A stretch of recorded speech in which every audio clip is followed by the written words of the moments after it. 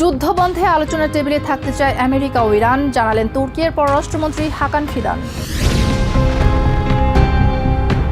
রুশ হামলায় ইউক্রেনে 2 জন নিহত, পাল্টা জবাবে মিসাইল হামলায় ধ্বংস করল রাশিয়ার ড্রোন কারখানা। প্রেসিডেন্ট ট্রাম্পের সাথে বৈঠকের আগে দুই দেশের স্বার্থ সংশ্লিষ্ট চুক্তির শর্ত দিলেন বেলারুশের প্রেসিডেন্ট আলেকজান্ডার লুকাশেঙ্কো। বুলগেরিয়ার সাধারণ নির্বাচনের লড়াই চলছে রাশিয়া ও ইউরোপপন্থী 2 প্রার্থীর, এগিয়ে রয়েছেন রুশপন্থী সাবেক প্রেসিডেন্ট রুমেন রাদেভ। ব্রিটেনের ওয়েস্ট সাসেক্সে শুরু হয়েছে লন মোয়ার রেসিং, ঘাস কাটার যন্ত্র নিয়ে গতির ঝড় তুলছেন স্থানীয় প্রতিযোগীরা। ইউরোপের হালনাগাদ ও বৈচিত্র্যময় খবরাখবর আপনাদের সামনে এক নজরে তুলে ধরছি আমি তাসমিয়া টুম্পা।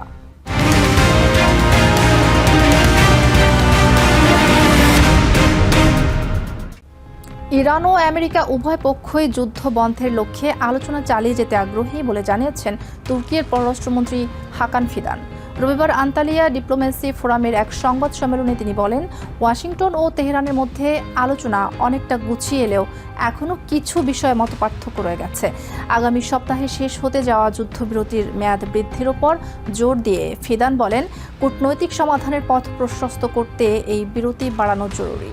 তিনি আরও উল্লেখ করেন, এই অঞ্চলে যুদ্ধের পুনরাবৃত্তি কেউ চায় না এবং পাকিস্তানের মধ্যস্থতায় চলা এই শান্তি আলোচনা সফল করতে তুর্কি সব ধরনের সহযোগিতা দিয়ে যাচ্ছে।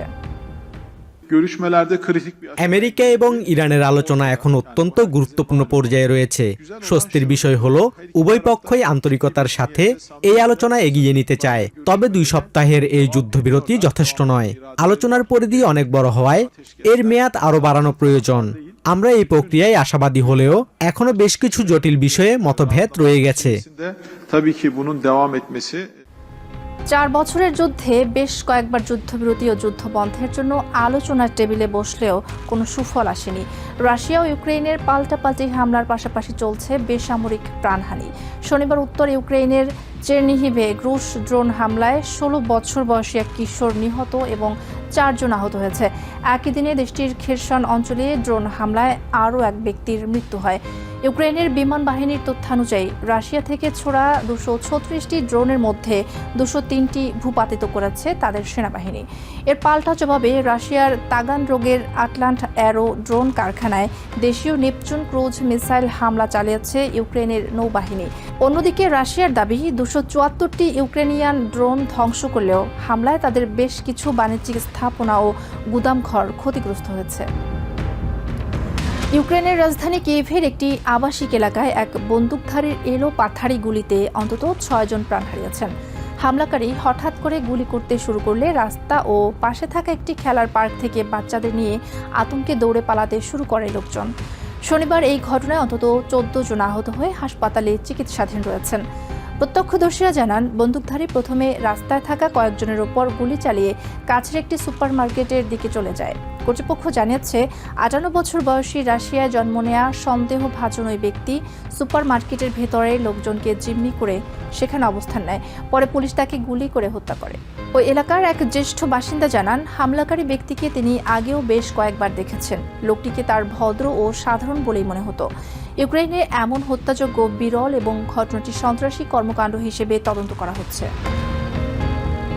বেলারুশের প্রেসিডেন্ট আলেকজান্ডার লুকাশেঙ্কো জানিয়েছেন, আমেরিকার সাথে একটি বড় চুক্তি চূড়ান্ত হলে তিনি প্রেসিডেন্ট ডোনাল্ড ট্রাম্পের সাথে বৈঠকে বসতে প্রস্তুত। রবিবার রুশ সংবাদ মাধ্যমকে দেয়া সাক্ষাৎকারে তিনি বলেন, এই সমঝোতায় অবশ্যই উভয় দেশের জাতীয় স্বার্থ রক্ষা করতে হবে। লুকাশেঙ্কোর মতে, ইউরোপের অনেক দেশ ইতিমধ্যে বুঝতে পেরেছে যে নিষেধাজ্ঞার মাধ্যমে বেলারুশকে চাপে রাখা সম্ভব নয়। তিনি মনে করেন, রাজনৈতিক বন্দী বা নিষেধাজ্ঞার চেয়েও বড় ও গুরুত্বপূর্ণ দ্বিপাক্ষিক বিষয়গুলো সমাধানের জন্য এই চুক্তি কার্যকর ভূমিকা রাখবে। কর্মকর্তার মাধ্যমে প্রাথমিক শর্তাবলী চূড়ান্ত হওয়ার পরেই তিনি ট্রাম্পের সাথে সরাসরি দেখা করবেন এবং চুক্তিতে সই করবেন বলে জানিয়েছেন। আমেরিকার সাথে কেবল হাত মেলানো নয়, বরং 2 দেশের স্বার্থ রক্ষা করে একটি বড় চুক্তিতে সই করাই আমাদের মূল লক্ষ্য। ইউরোপিয়ান দেশগুলো এখন বুঝতে পারছে, নিষেধাজ্ঞা দিয়ে আমাদের থামানো যাবে না। নিম্ন পর্যায়ে আলোচনার সব খুঁটিনাটি চূড়ান্ত হয়ে গেলে আমি ডোনাল্ড ট্রাম্পের সাথে দেখা করে সেই ঐতিহাসিক চুক্তিতে সই করতে প্রস্তুত।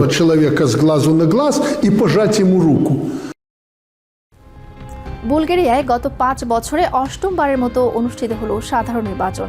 দুর্নীতির বিরুদ্ধে কঠোর অবস্থান এবং রাজনৈতিক স্থিতিশীলতার প্রতিশ্রুতি দিয়ে এবারের নির্বাচনে এগিয়ে রয়েছেন রুশপন্থী সাবেক প্রেসিডেন্ট রুমেন রাদেভ।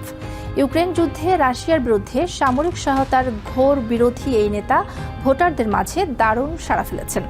অন্যদিকে সাবেক প্রধানমন্ত্রী বয়কো বরিসভ সরাসরি ইউরোপিয়ান সংহতি ও ইউক্রেনের প্রতি সমর্থনের ডাক দিয়েছেন। এদিকে নির্বাচনে ভোটারদের মধ্যে স্পষ্ট হয়ে উঠেছে যে বিপরীতমুখী স্রোত, একদিকে রাশিয়ার সাথে ব্যবহারিক সম্পর্কের আকাঙ্ক্ষা, অন্যদিকে ইউরোপিয়ান ইউনিয়নের সাথে যুক্ত থাকার টান। দীর্ঘ রাজনৈতিক অস্থিরতার পর বুলগেরিয়ার জনমত আজ দুই ভাগে বিভক্ত। রবিবার সোফিয়ার বিভিন্ন ভোট কেন্দ্রে ভোটারদের উপস্থিতি ছিল চোখে পড়ার মতো। জরিপে এগিয়ে থাকা রুমেন রাদেভ প্রতিশ্রুতি দিয়েছেন তিনি দুর্নীতিমুক্ত এবং স্থিতিশীল এক সরকার উপহার দেবেন। তবে তার রুশপন্থী অবস্থান নিয়ে আন্তর্জাতিক রাজনীতিতে নতুন করে শঙ্কা তৈরি হয়েছে। রাদেভ অবশ্য এটাকে প্রয়োজনীয় কূটনীতি হিসেবে দেখছেন। রাশিয়ার সাথে ব্যবহারিক সম্পর্কের ওপর জোর দিচ্ছেন তিনি। I hope that we will develop practical relations with Russia based on mutual respect and equal treatment. This is our approach to Russia. উল্টো চিত্র দেখা গেছে সাবেক প্রধানমন্ত্রী বয়কো বরিসভের বক্তব্যে। তিনি নিজেকে ইউরোপের রাজনীতির কেন্দ্রবিন্দুতে দেখতে চান এবং ইউক্রেন ইস্যুতে তার অবস্থান অত্যন্ত স্পষ্ট ও ইউরোপিয়ানপন্থী। ইউক্রেনে যা ঘটছে তা ইউক্রেনিয়ান এবং পুরো ইউরোপের জন্য ভয়াবহ। বুলগেরিয়া আজ ইউরোপের মূল স্রোতের সাথে যুক্ত। আমাদের দেশ এখন ইউরোজোনের অংশ। আমি চাই ইউরোপের মাঝে শক্তিশালী হয়ে উঠুক বুলগেরিয়া। সাধারণ ভোটারদের মধ্যে মতভেদ আরো প্রকট। কেউ কেউ মনে করছেন আমেরিকা থেকে তেল আমদানির চেয়ে রাশিয়ার সাথে সুসম্পর্ক রাখা অর্থনৈতিকভাবে বেশি সাশ্রয়ী। আবার অনেকের দাবি দুর্নীতি থেকে এই অঞ্চলের বের হওয়ার একমাত্র উপায় হলো ইউরোপিয়ান ইউনিয়নের সাথে আরো ঘনিষ্ঠ হওয়া। Basudevnath, TVN 24 news desk. ব্রাজিলের president Luis Inacio Lula da Silva 2 দিনের রাষ্ট্রীয় সফরে রবিবার জার্মানিতে পৌঁছেছেন। হ্যানোভারের স্লশ হেরেন হাউসের দুর্গের সামনে চ্যান্সেলর ফ্রেডরিক মার্চ তাকে সামরিক অভিবাদনের মাধ্যমে আনুষ্ঠানিকভাবে অভ্যর্থনা জানান। এদিন দুই নেতা যৌথভাবে বিশ্বের অন্যতম বৃহৎ শিল্প মেলা হ্যানোভার ইন্ডাস্ট্রি ফেয়ার উদ্বোধন করেন, যেখানে এবারের আয়োজক দেশ হিসেবে রয়েছে ব্রাজিল। সোমবার সকালে তাদের মেলাটি পরিদর্শনের কথা রয়েছে। জার্মানি সফরের আগে লুলা স্পেনের বার্সেলোনায় একটি শীর্ষ সম্মেলনে যোগ দিয়েছিলেন। সাধারণত বাগান পরিষ্কারের কাজে ব্যবহৃত ঘাস কাটার যন্ত্র বা লনময়ার যে গতির ঝড় তুলতে পারে তা আর্ডিংলির রেসিং ট্র্যাক না দেখলে বিশ্বাস করা কঠিন। রবিবার ওয়েস্ট সাসেক্সে শুরু হলো 53তম ব্রিটিশ লনময়ার রেসিং চ্যাম্পিয়নশিপ।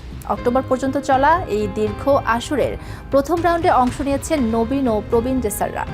যান্ত্রিক সক্ষমতার চেয়েও এখানে বড় হয়ে দেখা দিয়েছে শারীরিক ফিটনেস। মূলত অল্প খরচ এবং সাধারণ মানুষের সহজ অংশগ্রহণের সুযোগ থাকায় দিন দিন জনপ্রিয় হয়ে উঠেছে এই অদ্ভুত প্রতিযোগিতা। এটি সাধারণ কোনো কার রেসিং নয়। এখানে নেই কোনো দামি ফেরারি বা মার্সিডিজ, বরং দৈনন্দিন কাজে ব্যবহৃত লনমোয়ার বা ঘাস কাটার যন্ত্রই এখানকার রেসিং ট্র্যাকের রাজা। এটি আসলে ব্রিটেনের ঐতিহ্যবাহী লনমোয়ার রেসিং। সাসেক্সের আর্ডিংলিতে রবিবার শুরু হয়েছে এই প্রতিযোগিতার 53তম আসর। নিরাপত্তার জন্য যন্ত্রগুলোর ব্লেড খুলে ফেলে সেগুলোকে বিশেষভাবে তৈরি করা হয়েছে রেসিংয়ের জন্য। অন্য সব রেসিং থেকে এটি আলাদা, কারণ খুব অল্প খরচেই যে কেউ অংশ নিতে পারেন এই প্রতিযোগিতায়। এপ্রিল থেকে অক্টোবর পর্যন্ত মোট 11টি ইভেন্টে চলবে এই গতির লড়াই। It's so much fun. Sun shining, everyone's messing around on lawnmowers. You couldn't think of anything better. I've done a lot of motorsport over the years, motocross, road cars. This is really cheap, entry level, doesn't cost a lot of money if you don't want it to, and it's brilliant fun. প্রতিযোগিতাটি মূলত 3টি ভাগে বিভক্ত। Group 2-তে থাকে সাধারণ ride on mower, group 3 এর রাইডগুলো অনেকটা বগির মতো দেখতে, এবং গ্রুপ 4-এ ব্যবহার করা হয় ট্র্যাক্টরের মতো শক্তিশালী যন্ত্র। রেসিং ট্র্যাকে নিরাপত্তা নিশ্চিত করতে রয়েছে বিশেষ নিয়ম। নবীন চালকদের পড়তে হয় লাল রঙের বিশেষ বিব, যাতে অভিজ্ঞরা সহজেই তাদের পাশ কাটিয়ে যেতে পারেন। তবে 12 থেকে 18 ল্যাপের এই লড়াইয়ে মূল বাধা হয়ে দাঁড়ায় শারীরিক ক্লান্তি। It's incredibly physical. This is in the British Championship, so they're longer races. you really have to preserve your energy as you go through them. They're about 12 minutes long. So in those last 2 minutes, you're really struggling. And this being the first race of the season, we haven't quite got our race fitness back. এবারের উদ্বোধনী পর্বে group 2-তে Jensen ক্র্যাসওয়েল এবং group 4-এ অ্যালফি Smith নিজ নিজ বিভাগে আধিপত্য দেখিয়েছেন। যান্ত্রিক কোনো বড় পরিবর্তন ছাড়াই এই প্রতিযোগিতায় চালকদের দক্ষতা এবং ধৈর্যই শেষ পর্যন্ত নির্ধারণ করে দেয় বিজয়ীর নাম। কেবল গতি নয়, বরং যন্ত্রের দক্ষতা আর শারীরিক সক্ষমতার এই লড়াই এখন সাসেক্সের গ্রামীণ সংস্কৃতির একটি অংশ। যান্ত্রিক জীবনের ব্যস্ততার মাঝে লনমোয়ার রেসিং যেন বয়ে আনে এক নির্মল বিনোদন। নিজিয়া জামি, TVN 24 নিউজ ডেস্ক। এক নজরে ইউরোপের আরও নানা খবর পেতে চোখ রাখুন TVN 24 নিউজ নেটওয়ার্কের ইউটিউব ও ফেসবুক পেজে। নিউ ইয়র্ক থেকে সম্প্রচারিত TVN 24 টেলিভিশন বিশ্বজুড়ে বাঙালির কণ্ঠস্বর।